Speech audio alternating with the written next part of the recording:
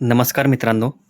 बघा, आजच्या या व्हिडिओमध्ये आपण मराठी व्याकरणाचे महत्त्वाचे 30 प्रश्न उत्तर पाहणार आहोत. तर सर्वांनी व्हिडिओ शेवटपर्यंत बघायचा आहे. बघा, हा व्हिडिओ तुमच्यासाठी खूप महत्त्वपूर्ण असणार आहे येणाऱ्या एक्झामसाठी.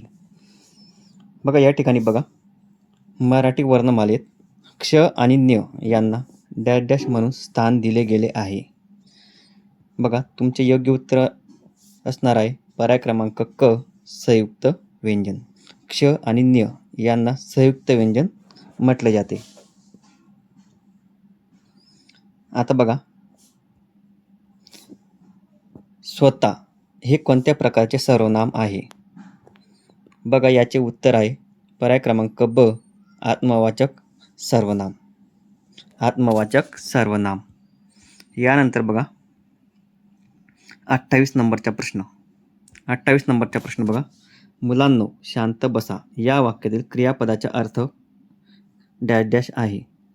बघा, तुमचे उत्तर या ठिकाणी असणार आहे पर्याय क्रमांक ब, आज्ञार्थ. बघा, हे आज्ञार्थ वाक्य किंवा आपण त्याला काय म्हणतो, आपण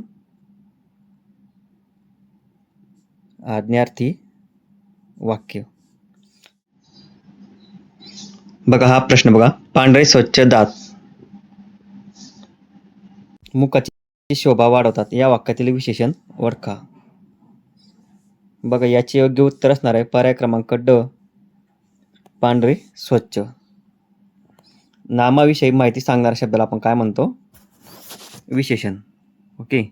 यानंतर बघा पुढचा प्रश्न, दुष्काळ या शब्दाचा योग्य संधी विग्रह ओळखा. बघा, याचे योग्य उत्तर असणार आहे पर्याय क्रमांक क, दु विसर्ग प्लस काळ. ओके. यानंतर बघा 31 नंबर, शिक्षकांनी विद्यार्थ्याला गणित शिकवले या वाक्यातील मुख्य कर्म कोणते?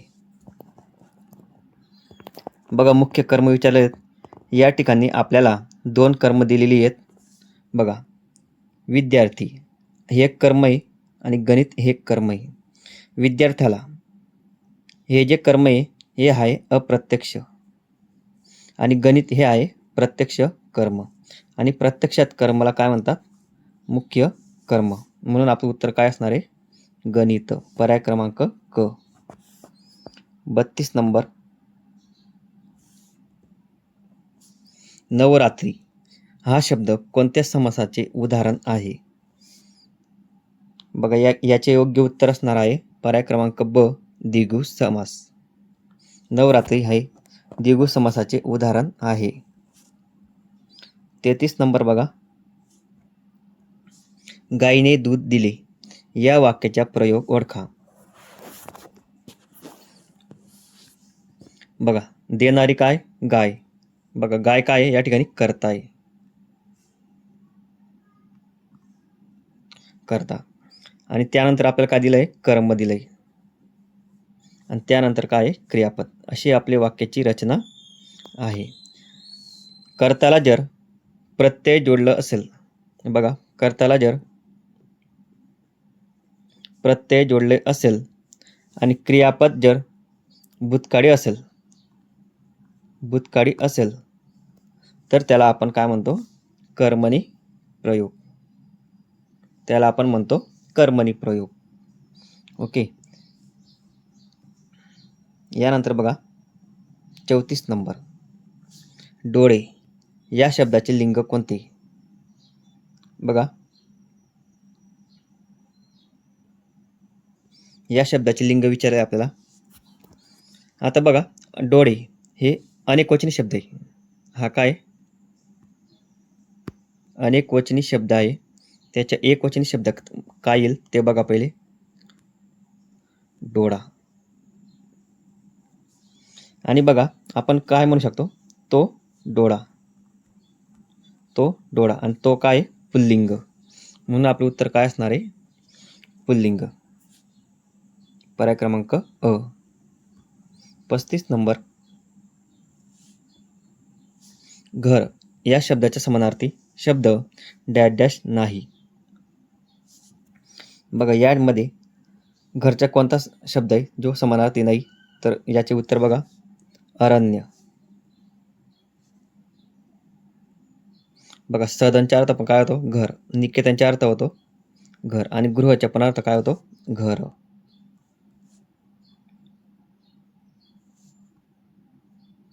कृतज्ञ या शब्दाच्या योग्य विरुद्धार्थी शब्द शोधून लिहा. बघा याचे उत्तर आहे कृतज्ञच्या विरुद्धार्थी शब्द येतो कृतज्ञ. पर्याय क्रमांक ब उत्तर असणार आहे. 37 नंबर बघा. पक्षी हवेत उडाला. या वाक्यातील हवेत या शब्दाचा विभक्ती प्रत्यय कोणता अर्थ दर्शवतो म्हणजे कारकार्थ. हवेत बघा हवेत हा जो शब्द आहे हे काय दाखवत आहे स्थान दाखवत आहे. स्थान बघा आणि ज्यावेळी स्थान दाखवतो त्यावेळी अर्थ काय निघतो अधिकरण. अधिकरण ओके.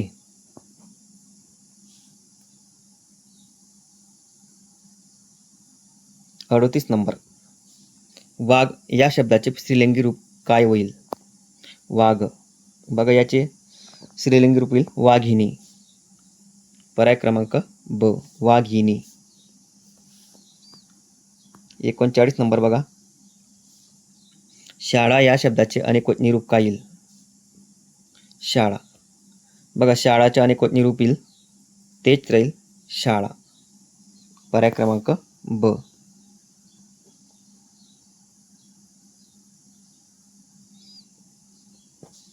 आई मुलाला हसविते या वाक्यातील क्रियापदाचा प्रकार ओळखा. बघा क्रिया दुसऱ्याकडून होते, आई मुलाला हसवते म्हणून याचे योग्य उत्तर असणार आहे प्रयोजक क्रियापद. पर्याय क्रमांक ब.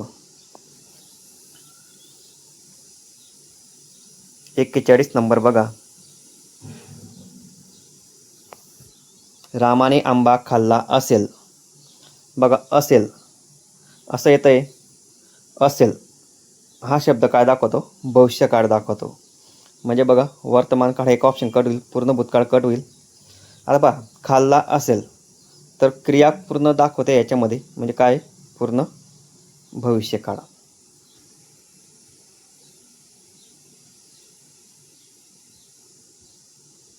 बेचाळीस नंबर बघा. तळघर या सामासिक शब्दाचा विग्रह कसा होईल.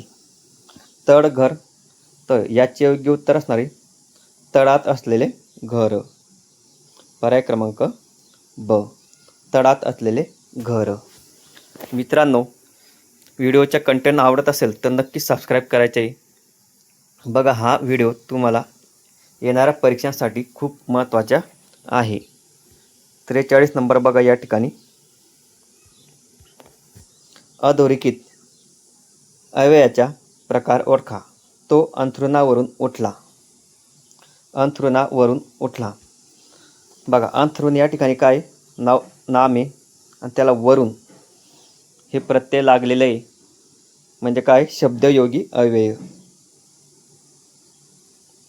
बरोबर आहे शब्दयोगी अव्यय. झाले बहु होतील बहु आहेतही बहु परंतु या सम हाच या काव्य पंक्तीतील अलंकार ओळखा. बघा याचे उत्तर काय अनन्वय अलंकार. ज्याची उपमा त्याला देणे याला म्हणतात अनन्वय अलंकार. बघा अनन्वय अलंकाराचे अजून एक उदाहरण बघू. सूर्यासारखा तेजस्वी सूर्य. बघा सूर्य सारखा तेजस्वी सूर्य. बघा ज्याची उपमा त्याला देणे. सूर्याची उपमा आपण कोणाला दिली सूर्याला दिली. किंवा याचे अजून बघा दुसरं उदाहरण पण आपण बघू शकतो. दुसरं उदाहरण आहे आई सारखी मायाळू आईची. म्हणजे आई सारखी मायाळूच आईचं उपमा आपण आईलाच दिली यालाच म्हणतात अनन्वय अलंकार. 45 बघा. मराठी साहित्यातील सर्वोच्च ज्ञानपीठ पुरस्कार मिळवणारे पहिले लेखक कोण. बघा याचे उत्तर आहे पर्याय क्रमांक अ, वि स खांडेकर.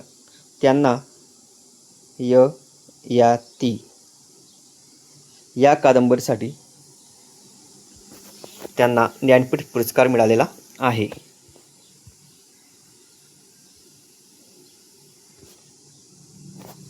कधीही न जिंकता येणारा या शब्दसमूहाबद्दल एक शब्द सांगा. ज्याला कधीही जिंकता येत नाही त्याला म्हणतात अजिंक्य. पर्याय क्रमांक अ हे तुमचं या ठिकाणी उत्तर असणार आहे. थांबा 1 मिनिट लक्षात घ्या.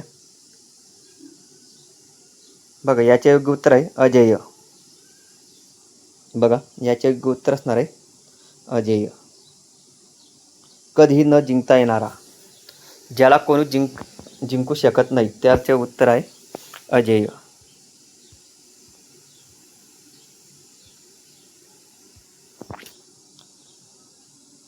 वाक्प्रचार पूर्ण करा सांगितलेला आहे. असे प्रश्न परीक्षेत येतात. कानावर डॅश डॅश पडणे. बघा याचे उत्तर काय असणार आहे. याचे उत्तर बघा काय, कानावर शब्द पडणे. महत्त्वाचे आहे पण. यानंतर बघा बोलाचीच कडी आणि बोलाच्याच डॅश डॅश ही म्हण पूर्ण करा सांगितलेली आहे. बऱ्याच वेळा परीक्षांमध्ये अर्थ न विचारता म्हण पूर्ण करा सांगतात, म्हणून म्हणी व्यवस्थित वाचा. चला, बोलाचीच कडी आणि बोलाच्याच भात. पर्याय क्रमांक ब.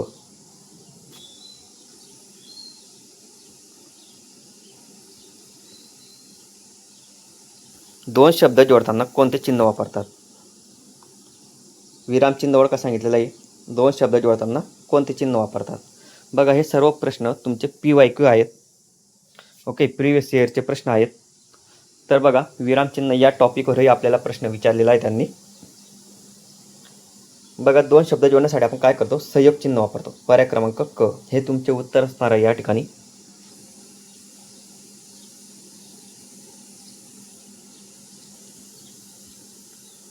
बघा प्रश्न छान विचारलं या. आता बघा पाणी या शब्दात न ला दुसरी वेलांटी म्हणजे दीर्घ दिली तर त्याचा अर्थ जल होतो. ओके, बरोबर आहे. पाणीचा अर्थ काय होतो, जल.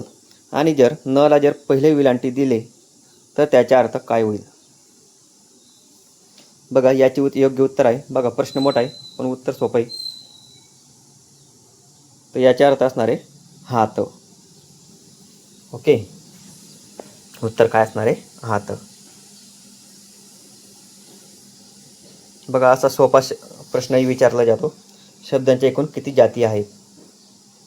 एकूण 8 जाती आहेत.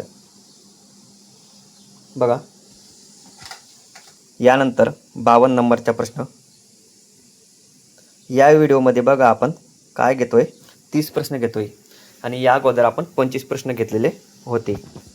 पळसाला पाने डॅश डॅश ही म्हण पूर्ण करा. बघा योग्य उत्तर आहे पर्याय क्रमांक ब 3च. पळसाला पाने 3च.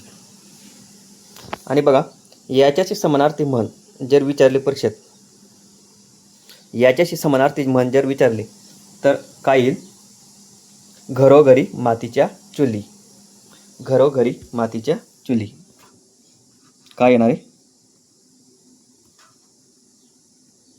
घरोघरी मातीच्या चुली ही त्याची समानार्थी म्हण असणार आहे. बऱ्याच वेळा परीक्षेमध्ये असंही आपल्याला विचारलं जातं. 53 नंबर बघा.